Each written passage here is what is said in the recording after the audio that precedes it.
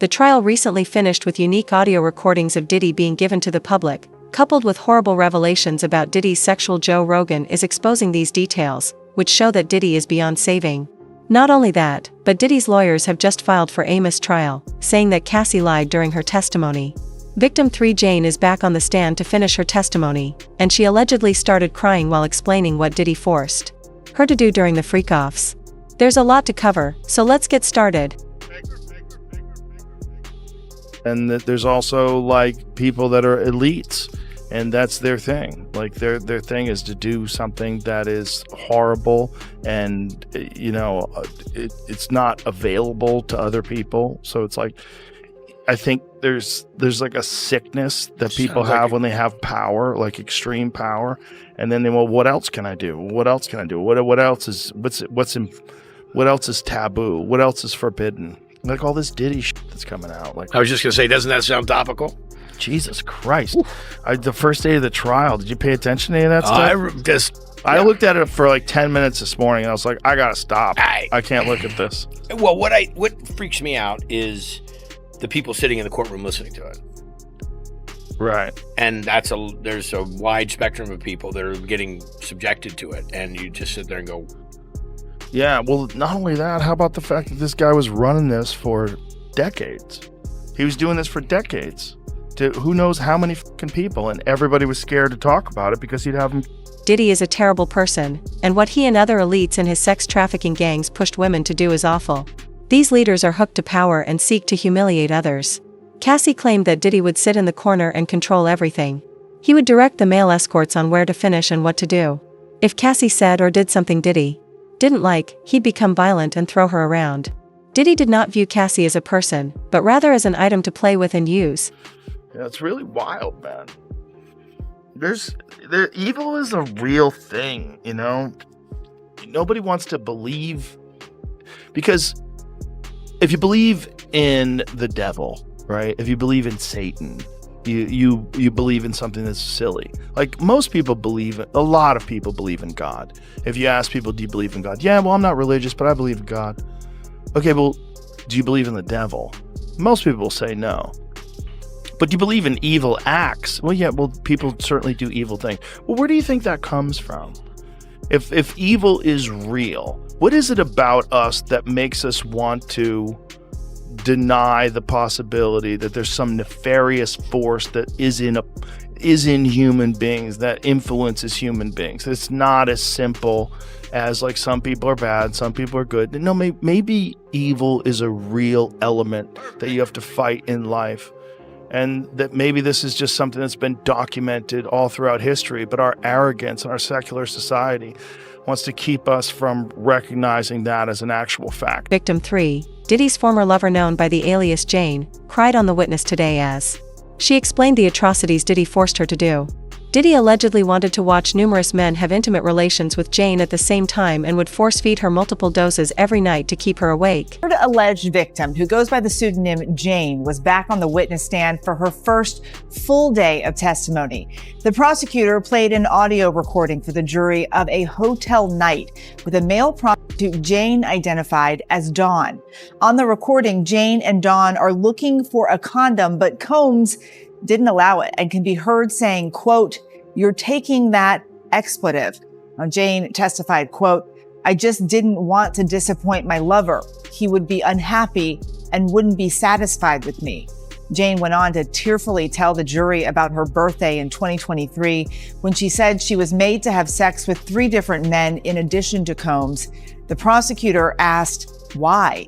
Jane responded, "I don't know. It had become so routine," and added that she turned robotic. Jane told the jury that after a while, Combs didn't have to directly ask her for these hotel nights. She testified, "I knew it was to be expected."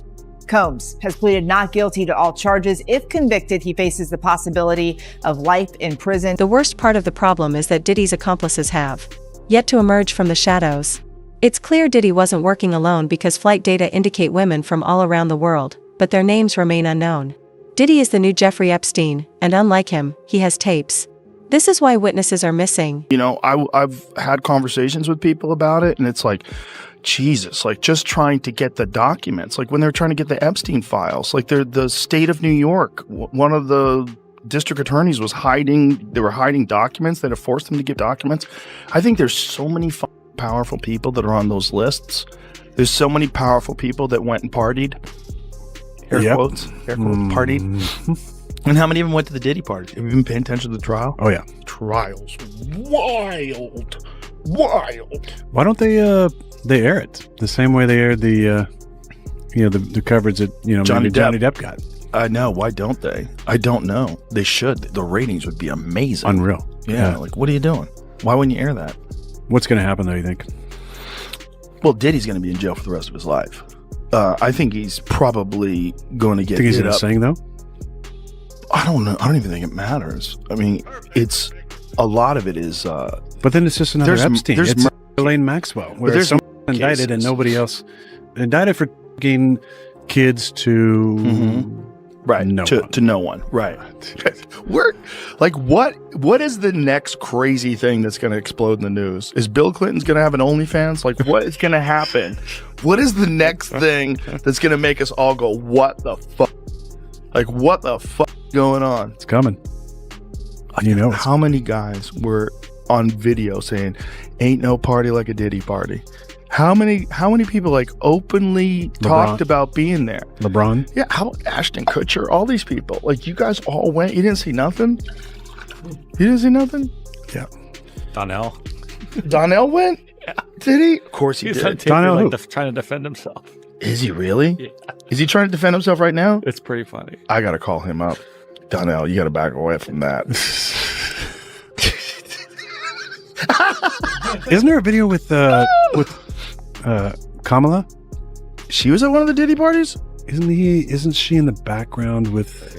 It might have been the difference between Diddy parties and freak-offs. Oh, my God. They're giving him shit, too, because he's sitting in his... the guy from Chappelle's Show? Yeah. And then Dave's there, too. And then Russell Simmons, too. Oh, boy. But is that at a party, or is that just a group of them together? They were, like, on a yacht or something like that. Okay, but that's not the Diddy party. No, yeah. It's not like they were kind of... And I think Joe explained every phase of Diddy's plan on a recent episode of the Joe Rogan Experience. There's a reason why some of Hollywood's greatest names attended these meetings. These celebrities were there to let young artists feel more at ease. Once at the party, you would be given poisoned drinks and compelled to perform damning acts. He was rogue, or did he was like a Epstein type, working for somebody? That's a good question. Well, it would be a great way to compromise celebrities. Yeah. And get them to say whatever you want them to do, get them to do whatever projects you'd like them to do. And, if you're a bunch of other celebrities are there, you're like, oh, look, Bill Clinton's here. This is fine. Yeah. This is cool. Look at this. Like, Brad Pitt's here. Oh, this is cool. You don't even think there's anything wrong with being there. Meanwhile, you're getting drugged up and filmed. And then they're passing out punch. Have some punch, Aaron. And you have some punch, and all of a sudden you're like, I'm feeling really good. I just feel amazing. You're all mopped up. You don't know what the fuck you're doing. Probably a combination of things they give you. And it's all being filmed. Crazy. Now, if that's not an intelligence agency operation, it's just one evil super genius who figures out how to compromise everybody by providing this crazy freak off party. Everybody's got to put their phones away. Okay, we're going to put our phone away. No one's going to know anything. Yeah, I mean, he's going to get cameras everywhere. It's just one guy doing that. What a diabolical human being. Yeah. He seems pretty diabolical. He's probably working with somebody. Or for somebody. Maybe. And maybe he just got too far out there. Some of the shit that came out in the trial, though, like he's forcing his girlfriend to have sex with prostitutes while he was sitting there jacking off with a bandana on.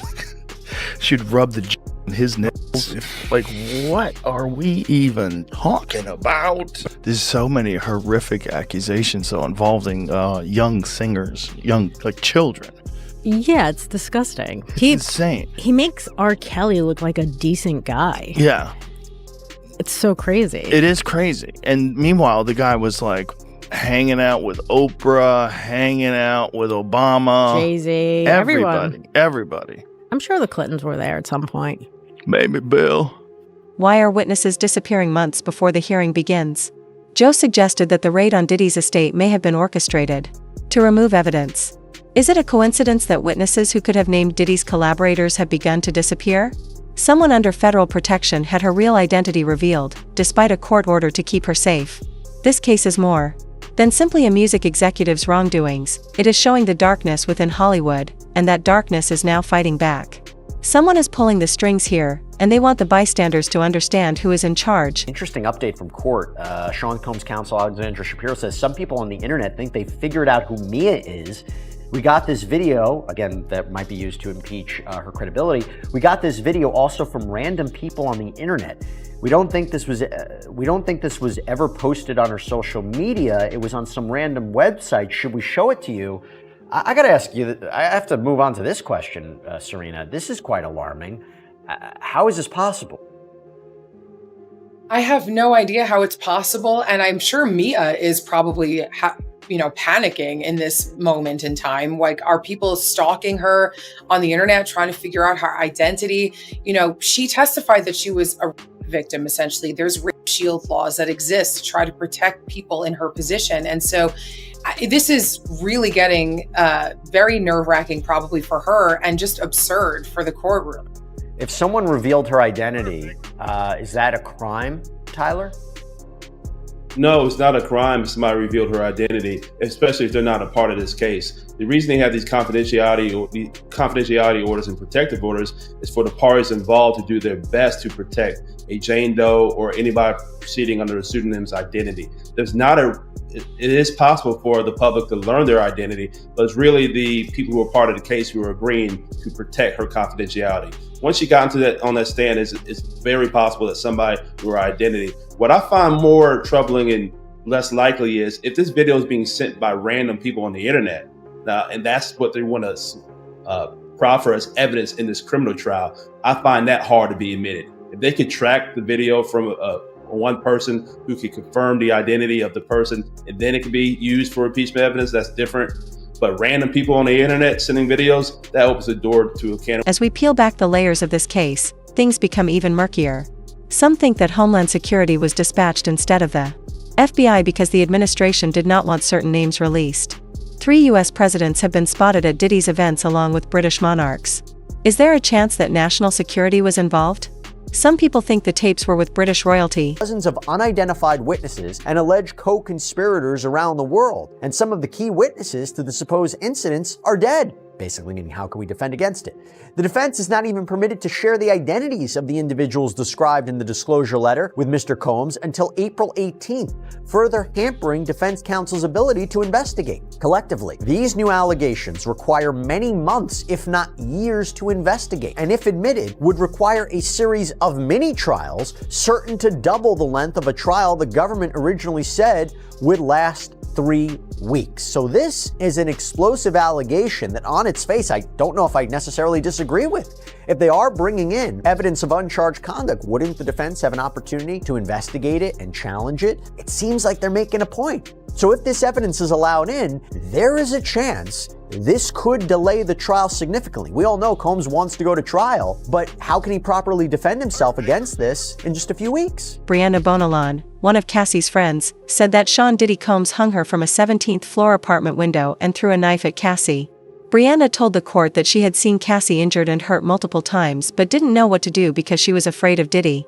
Diddy had told everybody around him that because of his political ties, nothing would happen even if they reported the crimes, and Cassie would be the only one who suffered. In New York, we are in week 4 of Sean Diddy Combs' criminal trial. The music mogul has pleaded not guilty to federal charges against him. Prosecutors continue to call witnesses who say they were victims of Combs' alleged abuse. Jerika Duncan has the latest, and we warned you that some of the details may be disturbing. A former personal assistant for Sean Diddy Combs returned to the stand Monday after accusing the rap mogul of physical abuse and sexual assault. Testifying under the pseudonym Mia to protect her privacy, she alleges that Combs groped and raped her. She told the jury she didn't speak up because she, quote, would have been silenced and would have lost everything. On cross-examination, defense attorney Brian Steele tried to undermine Mia's account, insinuating she lied about the abuse and was after Combs' money. This is the type of questioning you do in a he said, she said type of situation where there is no corroboration. This was the perfect opportunity for the defense to get aggressive, to point out those inconsistencies. Steele showed jurors dozens of examples of Mia sending friendly, supportive texts to Combs for years after her employment with him had ended. Steele also emphasized that before the trial, Mia didn't mention sexual assault allegations until after Cassie Ventura's lawsuit. On the stand, Mia told the jury, "I have never lied in this courtroom. Everything I've said is true." She testified that she didn't come forward sooner about alleged abuse because she was, quote, terrified and brainwashed after working for Combs. It only takes one juror to throw a wrench in the prosecution's plan and not get a conviction. If even one juror gets back there in that deliberation room and causes some reasonable doubt, that could be the defense's case. So far, Diddy's chief of staff is the only person named in the trial as the Ghislaine Maxwell of Sean Combs. Christian Quorum, Jeffrey Epstein's chief of staff, had proof on her phone showing that Diddy paid bribes to get rid of evidence.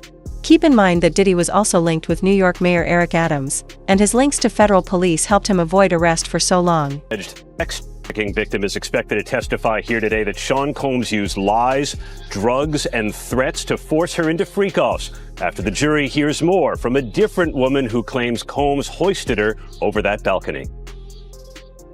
This morning, a critical witness for the prosecution, a woman testifying under the pseudonym Jane, who prosecutors say began a secret relationship with Sean Combs in 2020 and spent years in hotel rooms for forced sex. Jane's testimony will follow the cross-examination of Brianna Bongolan, known as Bana, who described years of drug use with her friend Cassie Ventura. Cassie, all the way right! And she testified Ventura FaceTimed her before the premiere of her movie The Perfect Match. I want to try something new. What did you see? Prosecutors asked. Her black eye, Bongolan said. I was a little quiet, and I remember saying, I'm sorry. Bongolan testified Combs once hoisted her over this balcony after barging into Ventura's apartment on the 17th floor. For a split second, I was thinking about if I was going to fall. She said Combs kept yelling at her, you know what the expletive you did, before throwing her onto this furniture, leaving bruises. Combs denied it happened, and the defense challenged her account. We have some video of her as well. And so she has been testifying about a particular incident in which Sean Combs dangled her over a balcony. We have some full screens we can put up for you in which we're telling you a little bit about who Brianna is. Now, she goes by the name Bana. She's a friend of Cassie Ventura, who sued Combs in 2024 for allegedly groping her and dangling her over a balcony.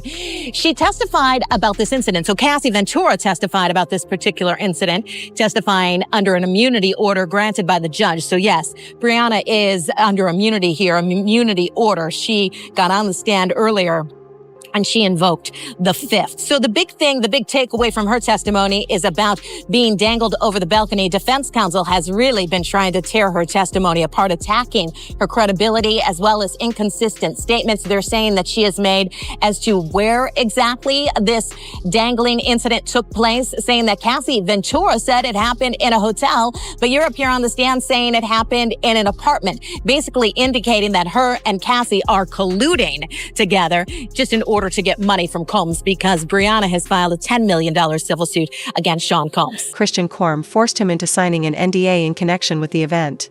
Diddy and his staff desperately wanted to destroy the tape showing him hitting Cassie for $100,000, which was distributed among hotel security members. Garcia claimed he signed a non-disclosure agreement that required his quiet and the deletion of proof. The staff, Christina Quorum, had evidence found in her phone that was seized. Today, we heard the testimony from Eddie Garcia, who was a security guard at the Intercontinental Hotel. And he said that Christina Quorum and Diddy reached out to him multiple times to try to get possession of that video of Diddy and Cassie Ventura, which he later claimed that him and his manager made this video disappear for Diddy and they were paid $100,000. After his bombshell testimony, the government said, I'm going to enter a stipulation into evidence. During a search at the Miami airport, law enforcement seized 2 cell phones from Christina Quorum. And they are talking about when they rolled up on Diddy trying to get on his private jet when they were raiding the house in Miami and in LA. And after re-looking at all of those photos, I was able to confirm Christina Korm was with Diddy this day. And this is when they took both of her cell phones from her. Weirdly enough, this is the very last time that we would publicly see Christina Korm with Diddy, and before she would go ghost, deleting all of her social media accounts, even her LinkedIn. Now, the government is saying that there was evidence in one of these cell phones. There was 24 contacts, including one for Eddie My Angel. Eddie Garcia, the security guard, just had testified that Diddy kept calling him Eddie My Angel after he got the video for Diddy. And they were also able to confirm that it was Eddie's cell phone number that was attached to this name in this phone. And if you remember, in his testimony, he said Christina Korm even called his personal number to try to get him to get this video. And there was another contact that said Eddie My Angel, friend Intercontinental. There was also a photo of the IDs on Christina Korm's device. In Eddie's testimony, he said that Diddy made them hand over their IDs before they signed the NDAs and got the $100,000. Eddie Garcia, the security victim, and a former girlfriend of Diddy under the moniker Jane, cried on the stand today as she explained the things Diddy forced her to do. Diddy allegedly wanted to watch numerous men have intimate relations with Jane at the same time and would force-feed her multiple doses every night to keep her awake. Today, the jurors in his trial heard from a former security supervisor at that hotel. His name is Eddie Garcia, and he testified that not long after the attack happened, Diddy's chief of staff, Christina Korm, called him to ask for the footage. He said that he told her no on the phone, and again when she showed up in the lobby, said he told her no again. But that night, Garcia testified, Christina Korm called him again, and this time she handed the phone to Diddy. Garcia told the jury in Combs' federal trial that Puff said if that video ever got out, it would ruin his career. He testified that Diddy promised to, quote, take care of him if he could only find a way to get that video. And so, Eddie Garcia, who was promised immunity to tell the truth in court, reached out to his boss, who agreed to sell the video for $50,000. And the following day, Garcia brought a USB drive with that video to a meeting, he said, included Diddy, that chief of staff, Christina Korm, and one of Diddy's bodyguards. But before handing over that little USB stick, Garcia said he told Diddy he was worried. He was concerned he might be implicated in a crime if Cassie Ventura ever called the police and complained. At which point, according to Garcia, Diddy had a plan. FaceTimed Cassie and ordered her to, quote, tell him you wanted this too, Cassie. A freshly beaten up Cassie was there on the FaceTime wearing a hoodie and complied with Diddy's demand, Eddie testified. He then said he signed a contract swearing that no other copy of the video existed and swearing him to silence with $1 million penalty if he ever spoke of what he saw or of what he did, i.e. the payoff. In return, Garcia says he was handed a bag containing $100,000, double the amount that Garcia's boss had asked